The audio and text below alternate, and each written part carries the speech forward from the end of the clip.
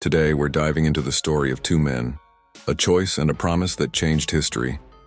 It's a powerful lesson from Genesis about generosity, trust, and seeing with eyes of faith. Our story begins as Abram and his nephew Lot returned from Egypt. They had become incredibly wealthy, with vast herds of sheep and cattle, and so many tents and servants that they filled the landscape. They journeyed back to the land of Canaan, but their prosperity created a problem. The land simply wasn't large enough to support both of their massive flocks. Soon tension flared.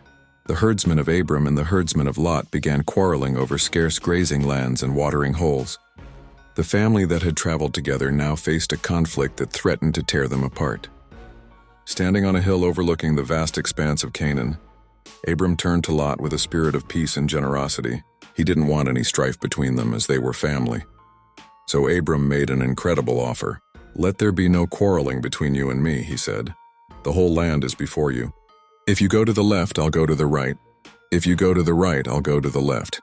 Abram gave Lot the first and best choice, trusting God with his own future. Lot lifted his eyes and saw the plain of the Jordan. It was well watered everywhere, lush and green like the garden of the Lord. It seemed like the perfect place to settle. In the distance, he could see the cities of the plain, including Sodom.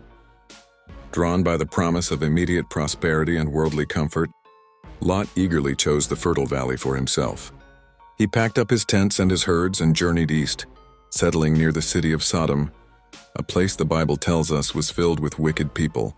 Meanwhile, Abram remained in the drier, less appealing land of Canaan, having given up the best portion. But after Lot had departed, God met Abram in that quiet, seemingly lesser place.